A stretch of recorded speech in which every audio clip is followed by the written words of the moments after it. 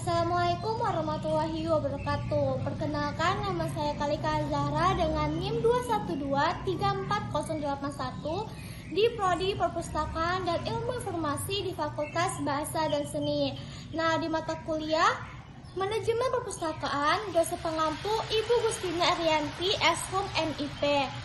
Jadi saya akan melakukan presentasi materi tentang pengkoordinasian. Konsep pengkoordinasian. Koordinasi atau coordination adalah proses pengintegrasian tujuan dan kegiatan pada satuan-satuan yang terpisah atau departemen atau bidang-bidang fungsional untuk mencapai tujuan secara efisien. Nah, dua istilah yang terkait dengan pengkoordinasian, yang pertama, wewenang adalah hak untuk melakukan sesuatu, dan yang kedua, kekuasaan adalah kemampuan untuk melakukan hak tersebut. Jadi dua aspek itu saling terkait dan akan berperan dalam meminimalisasi timbulnya konflik dalam sebuah organisasi. Selanjutnya, pentingnya koordinasi itu ada 4. Yang pertama, mencegah terjadinya kekacauan, percekcokan, atau kekosongan pekerjaan. Yang kedua, agar pekerja dan pekerjaannya diselesaikan serta diarahkan untuk mencapai tujuan perusahaan. Nah, yang ketiga, dapat memanfaatkan sarana dan prasarana dalam pencapaian tujuan. Dan yang terakhir, agar semua tugas, kegiatan, dan pekerjaan terintegrasi kepada sasaran yang diinginkan. Lalu, tipe-tipe koordinasi. Yang pertama, koordinasi vertikal adalah kegiatan-kegiatan penyatuan, pengarahan yang dilakukan oleh atasan terhadap kegiatan unit-unit, kesatuan-kesatuan kerja yang ada di bawah wewenang dan tanggung jawab. Hal ini akan mempermudah atasan dalam pemberian sanksi jika aparat sulit diatur. Yang kedua itu ada koordinasi horizontal, adalah mengkoordinasikan tindakan-tindakan atau kegiatan-kegiatan penyatuan, pengarahan yang dilakukan terhadap kegiatan dalam tingkat organisasi atau aparat yang setingkat. Nah, yang selanjutnya itu sifat dan tujuan koordinasi.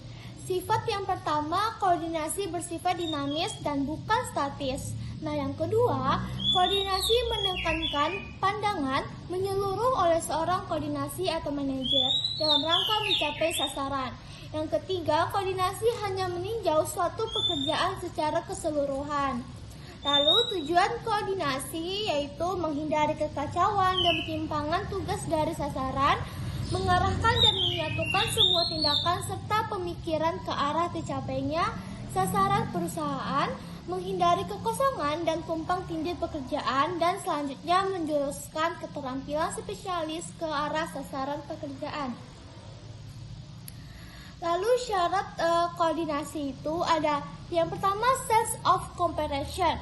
Perasaan untuk bekerja sama harus dilihat dari sudut perbagian bidang pekerjaan, bukan orang per orang.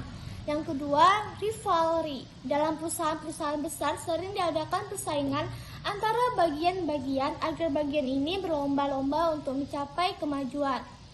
Yang ketiga, team spirit.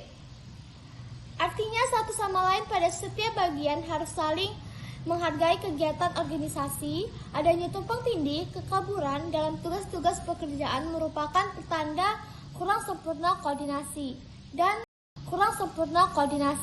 Dan yang selanjutnya, konsep kesatuan tindakan. Hal ini merupakan inti dari koordinasi. Kesatuan usaha berarti harus mengatur sedemikian rupa usaha-usaha tiap individu sehingga terdapat adanya keserasian dalam mencapai hasil.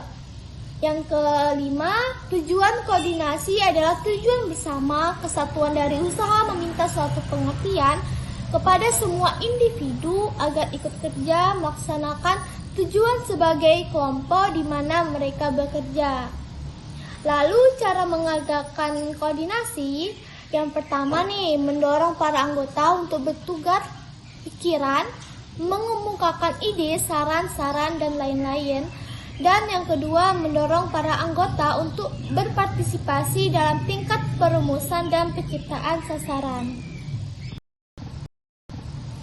Memberi keterangan langsung, membina human relation yang baik antara sesama karyawan, Manajer harus sering melakukan komunikasi informal dengan para bawahannya Dan selanjutnya mengusahakan agar pengetahuan dan penerimaan tujuan yang akan dicapai oleh anggota tidak menurut masing-masing individu anggota, tujuan sendiri-sendiri. Tujuan itu adalah tujuan bersama. Nah, terima kasih sudah mendengarkan hasil presentasi saya. Sekian dari saya. Assalamualaikum warahmatullahi wabarakatuh.